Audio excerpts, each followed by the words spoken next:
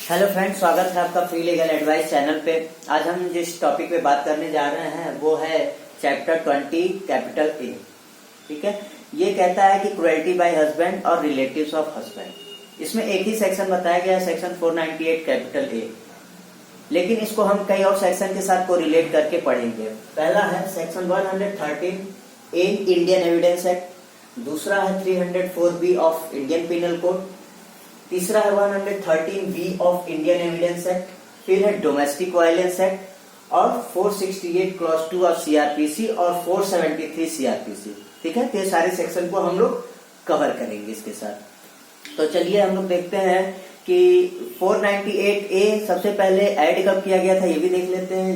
ये है 1983 को इसको ऐड किया गया था। ठीक है, चलिए अब हम देखते हैं कि बेयर एक्ट क्या कहती है सेक्शन 498 कैपिटल ए के बारे में। आइए हम लोग बेयर एक्ट पहले रीड करते हैं।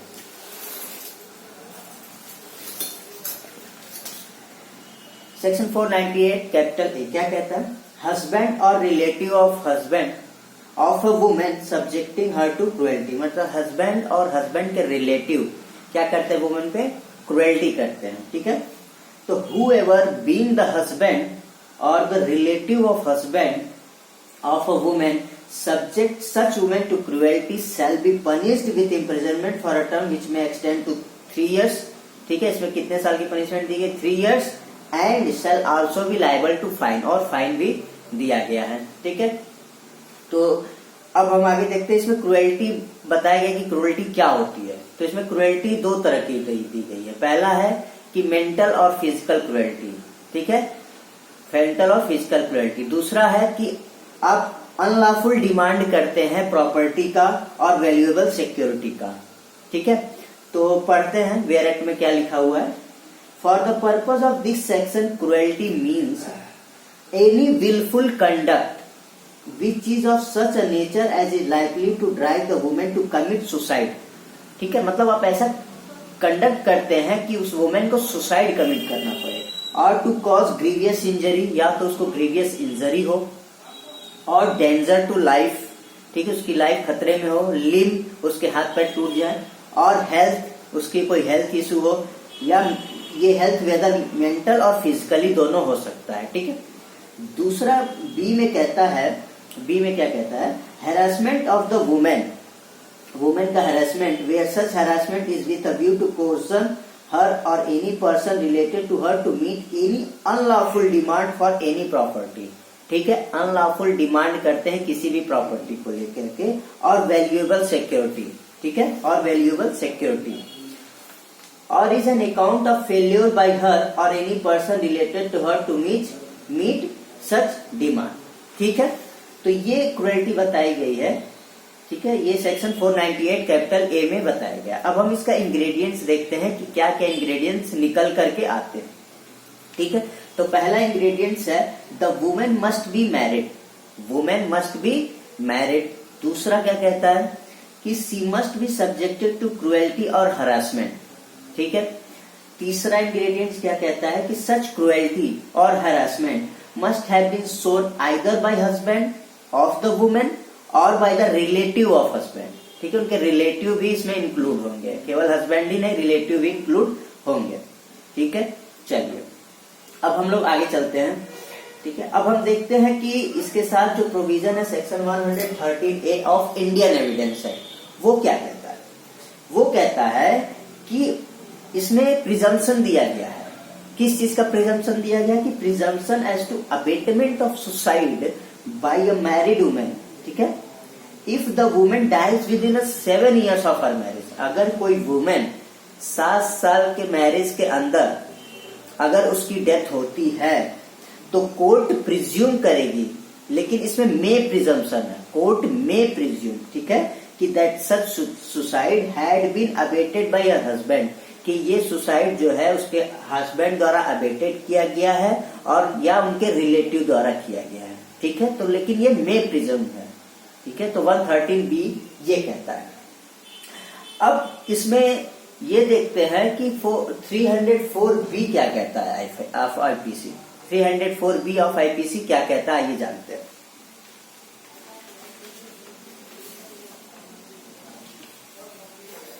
क्या कहता है 304B IPC, where the death of a women is caused by any burns, किसी वुमेन की डेथ कैसे होती है, बर्न्स द्वारा, जल जाने द्वारा, और बॉडीली इंजरी होती है, और occurs otherwise than under normal circumstances, मतलब उसकी जो मृत्यु हुई है वो नॉर्मल सर्कमस्टांसेस में नहीं हुई है, मतलब एबनॉर्मल सर्कमस्टांसेस में हुई है, कह सकते हैं, ठीक है।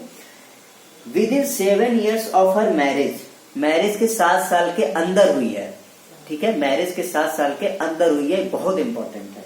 And it is shown that soon before her death, यानी उसके डेथ से सून बिफोर हर डेथ, मतलब उसके डेथ से जस्ट पहले, ठीक है।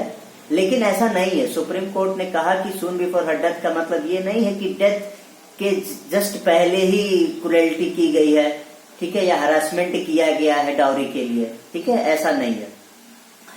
तो कहता है she was subjected to cruelty और harassment with any demand for dowry, dowry की कोई डिमांड की गई है, तो such death shall be called dowry death, तो ऐसे डेथ को हम क्या कहते हैं, डाउरी डेथ कहते हैं, ठीक है।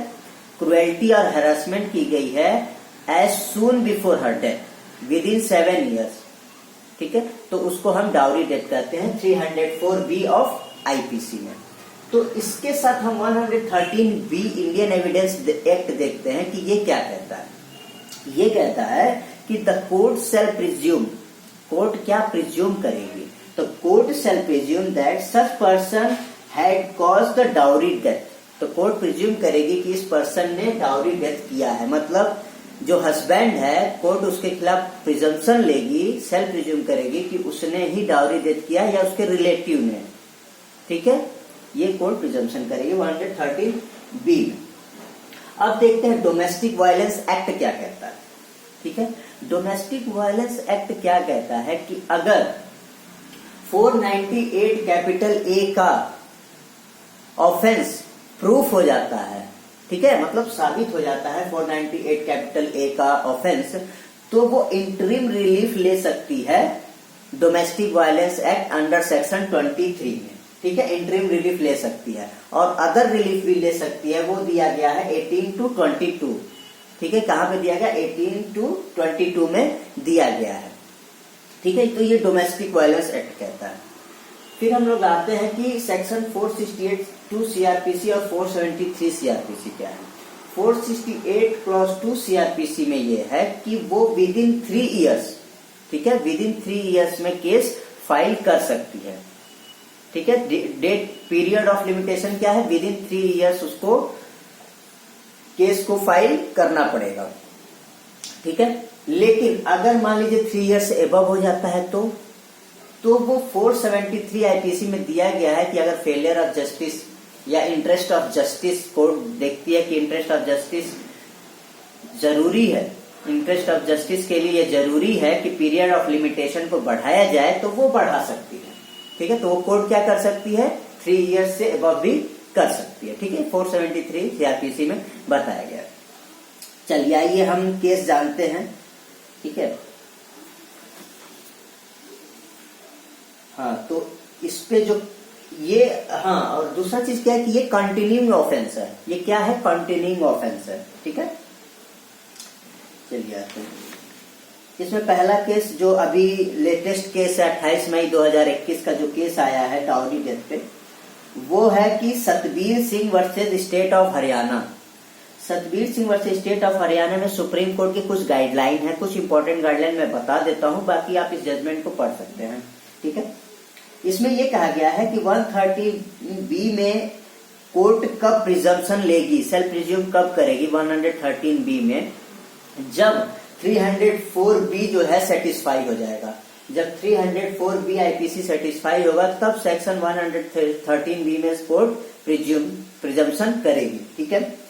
और इसमें कोर्ट ये भी कही है कि soon before can not be to mean immediately before, मतलब सून बिफोर हर डेथ का मतलब ये नहीं होगा कि इमीडिएटली बिफोर, ठीक है।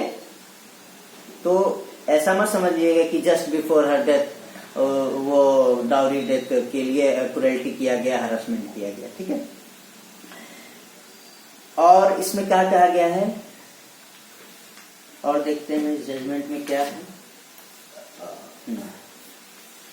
और इसमें ये भी कोर्ट ने कहा, सुप्रीम कोर्ट ने, कि जजेस prosecution and defence should be careful during conduction of trial. मतलब इसमें बहुत ही केयरफुल होने की जरूरत है। इस सेक्शन पे अगर केस चलता है तो इसमें जजेस को भी, प्रोसिक्यूशन को भी और डिफेंस को भी बहुत केयरफुल रहने की जरूरत है। ठीक है, तो ये कुछ गाइडलाइंस इसमें बताए गए हैं Satbir Singh versus state of Haryana में। और दूसरा केस है 498 कैपिटल ए। क्या है? रानी नारासिम्हा शास्त्री वर्सेस रानी सुनीला रानी। ठीक है, ये 19 नवंबर 2019 का जजमेंट है। इसमें क्या किया गया था कि जो हैदराबाद का जो जजमेंट था, हैदराबाद हाई कोर्ट ने जो जजमेंट दिया था, डिसीजन दिया था, उसने क्या किया था कि डिसअप्रूव कर दिया था।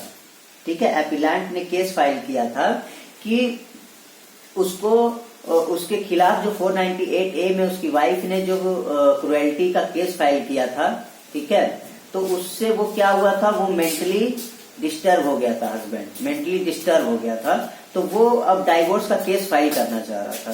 तो इस ग्राउंड पे हाई कोर्ट ने, हैदराबाद की हाई कोर्ट ने डिसअप्रूव कर दिया कि इस ग्राउंड पे आपको डाइवोर्स नहीं मिलेगा। लेकिन सुप्रीम कोर्ट ने कहा कि the supreme court said that the appellant who is her husband has made a ground for grant of decree of dissolution of marriage on the ground of cruelty under section 13 clause 1 IA of Hindu Marriage Act and grant decree of divorce। उन्होंने कहा supreme court ने कि ये ground of divorce बनता है। ठीक है, इस बेसिस पे हस्बैंड को डाइवोर्स दिया जा सकता है कि अगर वो 498 ए आईपीसी में उसकी वाइफ केस फाइल करती है और वो छूट जाता है, ठीक है, तो वो इस हैरेसमेंट के लिए, इस क्रुएल्टी के लिए वुमेन पर भी जो है, वुमेन के अगेंस्ट जो है डाइवोर्स के लिए केस फाइल कर सकता है। ठीक, अब नेक्स्ट केस हमारा है Geeta Mehrotra and another versus state of UP another. ठीक है, इसमें जस्टिस टीएस ठाकुर एंड ज्ञान सुधा मिश्रा जी ने जो है जजमेंट सुनाया था। ठीक है, डिवीजन बेंच का जजमेंट है। इसमें क्या कहा था? इसमें ये कहा था कि जो रिलेटिव्स होते हैं उनको अननेसेसरली परेशान नहीं किया जाएगा। ठीक है, जो रिलेटिव्स हैं उनको अननेसेसरली परेशान नहीं किया जाएगा। अगर कोई उनके खिलाफ कोई एविडेंस नहीं मिलता है तो उनको छोड़ दिया जाना चाहिए। ठीक है, तो यह 482 में अगर वो एप्लीकेशन लगाते हैं, ठीक है, कि उनके रिलेटिव को छोड़ दिया जाना चाहिए और कोई एविडेंस नहीं मिलता है, तो हाईकोर्ट को ये मानना चाहिए और इस पे रिलाई करके उन लोग को बरी कर देना चाहिए। ठीक है, छोड़ देना चाहिए। तो आप इसके खिलाफ क्या क्या कर सकते हैं? तो अगर आपके रिलेटिव्स को परेशान किया जा रहा है तो आप application for discharge before trial court, और ट्रायल कोर्ट के सामने भी एप्लीकेशन लगा सकते हैं डिस्चार्ज का। और दूसरा क्या कर सकते हैं, 482 सीआरपीसी में आप हाई कोर्ट के पास पिटीशन को क्वेश करा सकते हैं। ठीक है, तो ये सारा था सेक्शन 498 कैपिटल ए के बारे में। ठीक है, आई थिंक आपको समझ में आया होगा सेक्शन 498 कैपिटल ए। ठीक है, हम लोग डिटेल से सारी चीजें देखें, समझे, और कोई अगर क्वेरी होगा तो आप जरूर कमेंट बॉक्स में लिखिएगा। ठीक है, तो thank you so much, have a nice day.